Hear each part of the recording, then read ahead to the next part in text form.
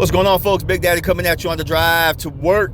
What's going on this morning? It's a nice 46 degrees outside, and wherever you're at, hope you're staying warm. Really am, because sometimes this weather like this ain't gonna last, even though it's supposed to be winter. Yeah, well, you know, unless you live in Florida or somewhere, then you live like 24/7 spring and summer conditions. Fuck you. And I mean that too. Fuck you. Anyway, I hope y'all doing good. Now I'm gonna jump right into something.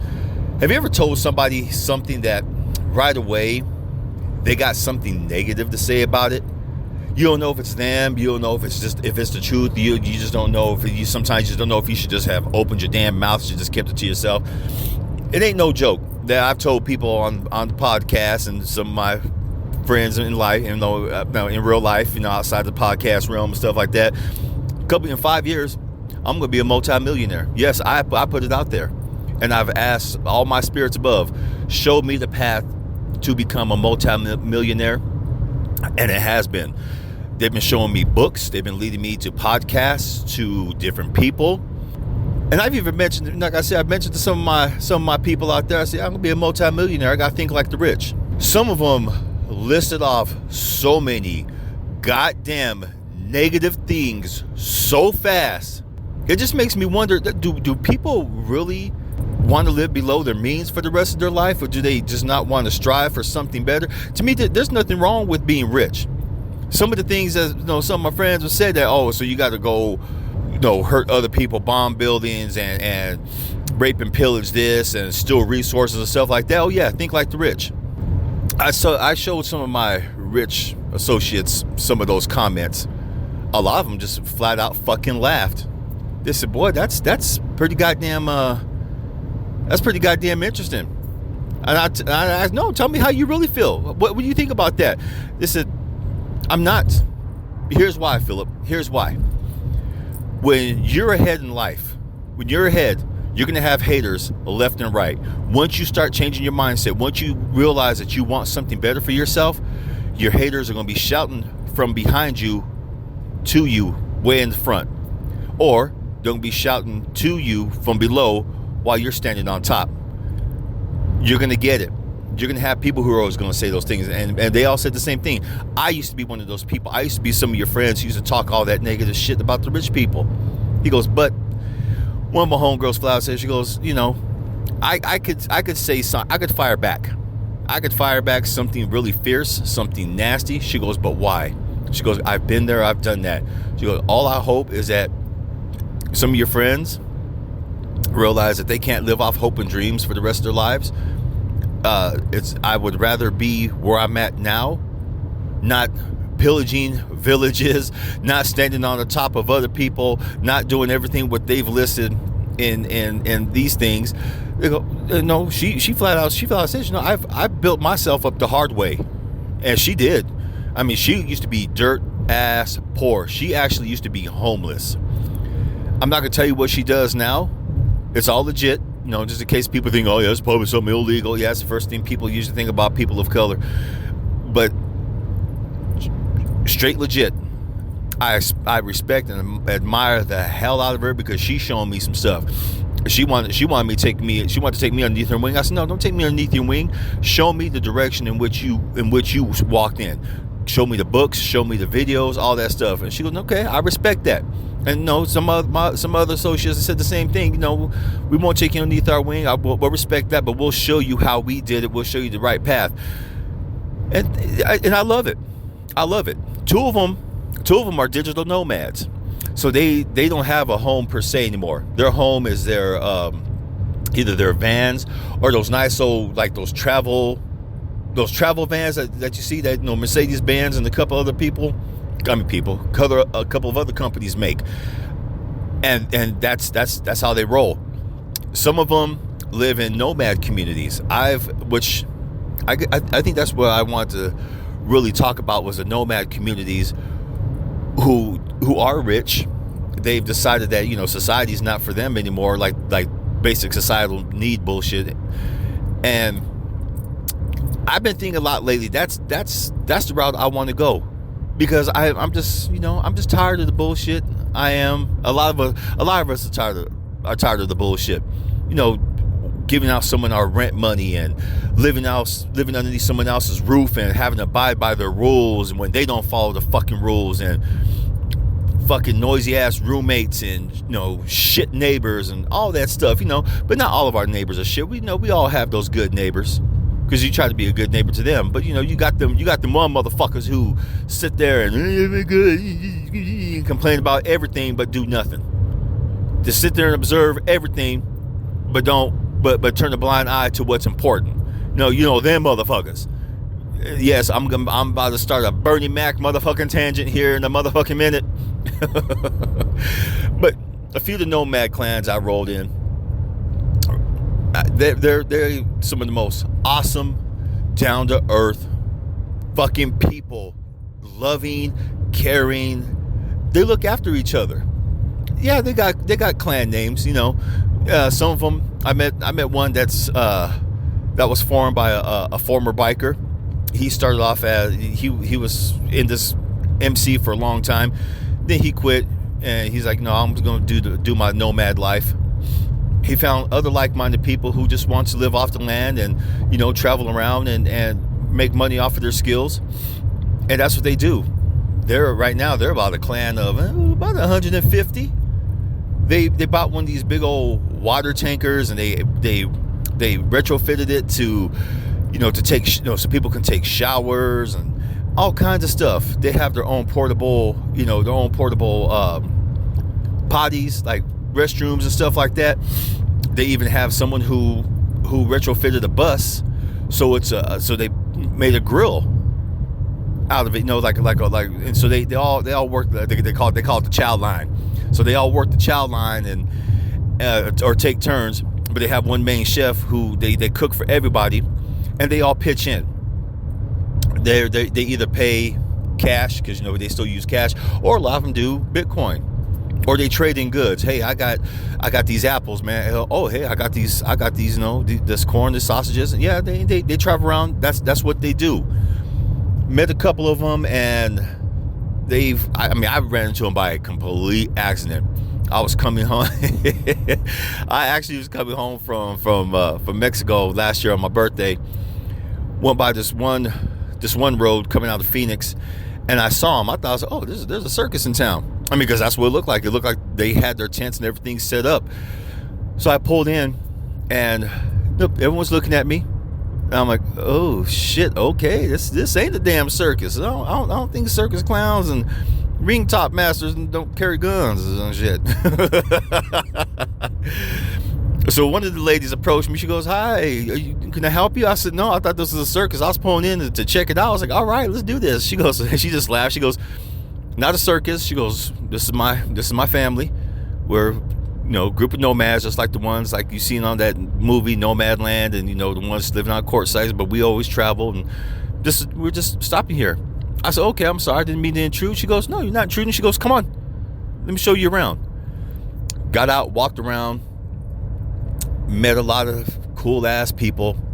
They fed me, and I took the food, because their food is, they work hard for their food. They work hard for all their resources. And I always felt it was rude if someone offers you a plate, especially when they're living by, tooth and nail, man, you don't turn it down. And a lot of them have, a lot of them eat meat, and a lot of them, they prepared a lot of vegan dishes. And of course, I ate the vegan dishes.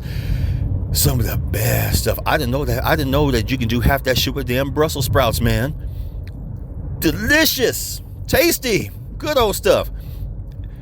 Here's where it got a little crazy. I know the story's going all over the place, but here's where it got a little crazy. I took out my phone to take some pictures, and all of them are like, well, oh, no.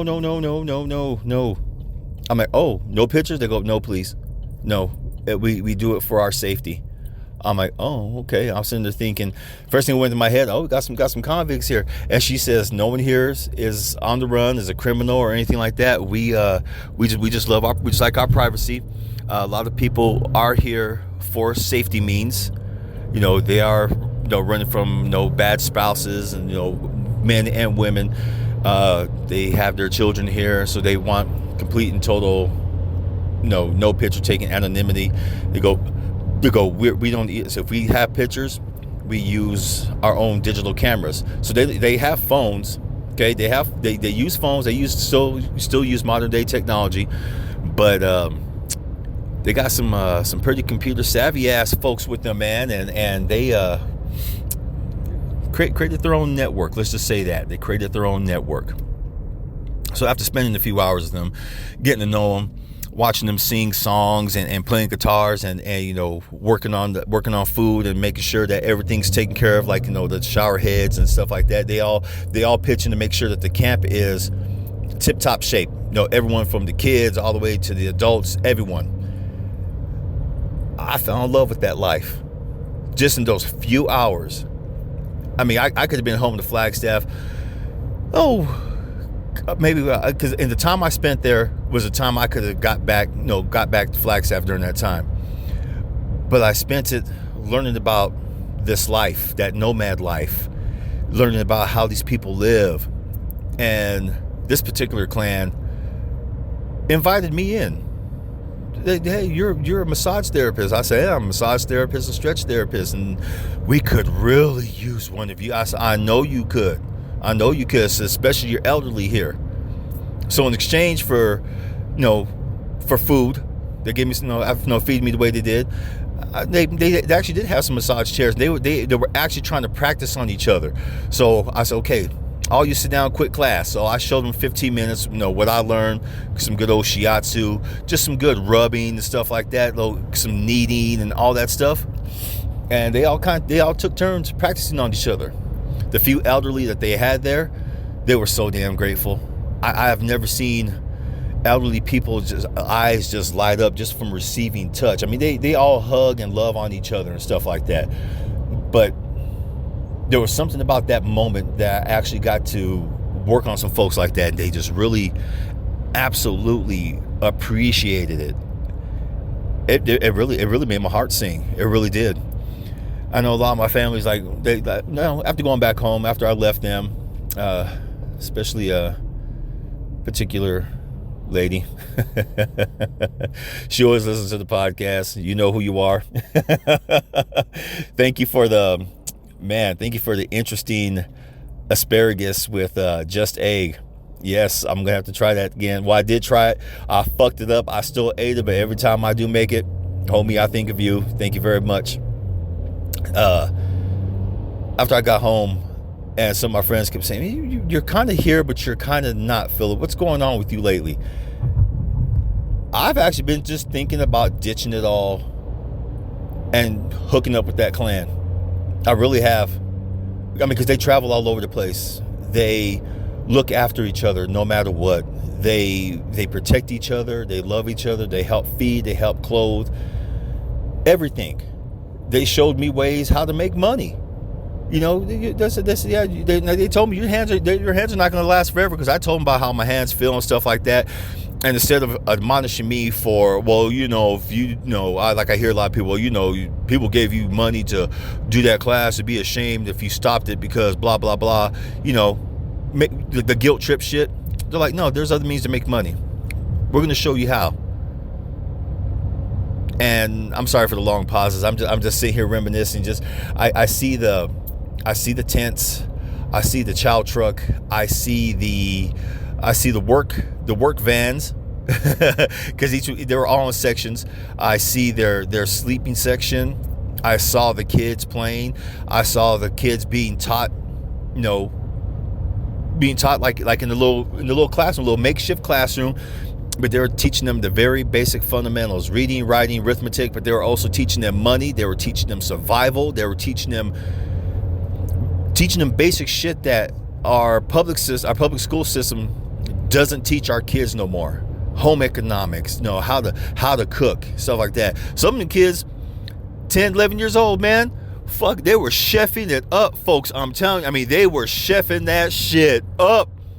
Hey, you want to try this? Hell, let's try. Yeah, let me try it. And I'm not gonna lie, I thought I put on a few pounds in Ensenada with all them damn tacos and shit. Them kids fattened me up. I ain't gonna lie, I got so goddamn tired on the way back home after I left. I had to pull over to the side a little bit. I had to rest. I mean, it wasn't like the meat-itis. It was a good old, like the good old veggie-itis, but man, I was so damn full.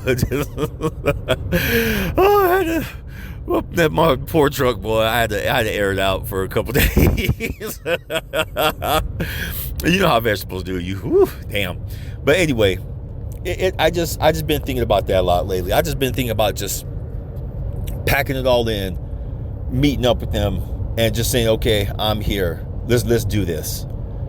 And more and more each day, the more I look around, especially where I'm at right now, Prescott Valley, I don't even give a fuck anymore.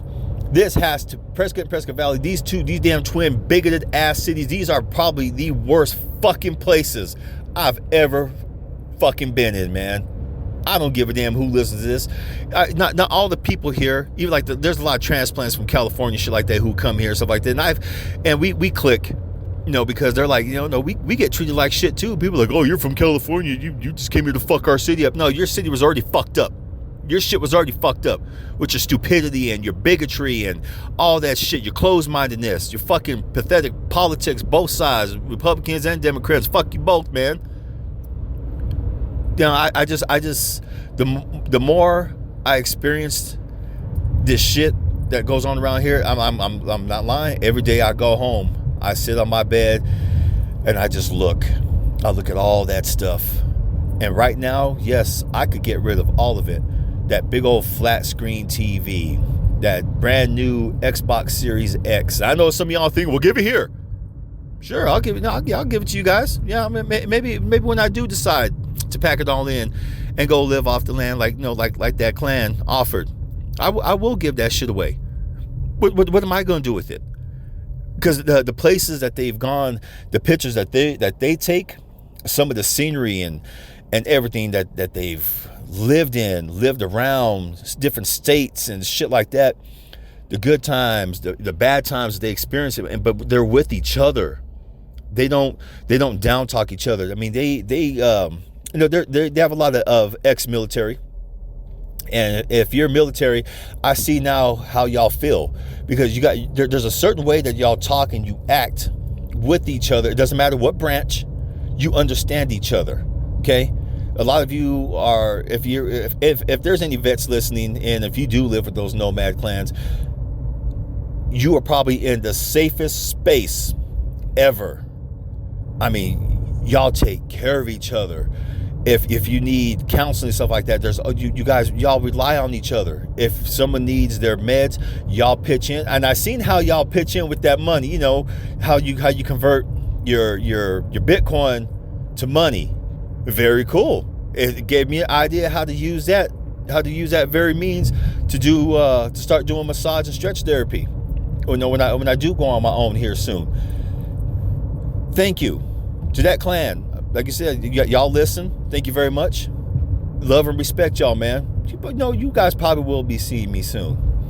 Sure, I'll miss everyone who's here with me, who's around me and stuff like that. But you know what? I have to do what's right for me. I got to do what's right for my heart.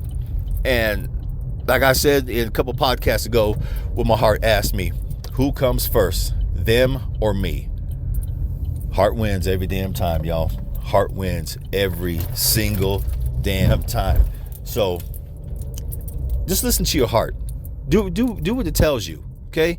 Even if something feels bad, it's probably something that it needs. I'm not talking about go out there and go fuck everything inside, or go hook up with everybody inside and shit like that. Just do what feels good. Okay? If it feels good, then do it. If you know it feels bad, then don't do it. It's just that damn simple. It gets hard when you start, when your mind starts playing tricks on you, when you start listening to your heart instead of your head. But know that balance. And as a certain lady told me from that clan, just fucking do it. She goes, that's not a Nike slogan. She goes, just fucking do it. She goes, how many more chances in this life are you going to have to do something that you really want? She goes, one of these days, life is going to get tired of your bullshit and it's just going to let you go. That's when you need to worry. And I think about that all the time. After she told me that, I have been thinking about that every single fucking day. So to all my friends and family who are around me, if you guys wonder, if y'all been wondering, what my boggle's been, that's it. I just think about packing it all in and just going off with one of the clans.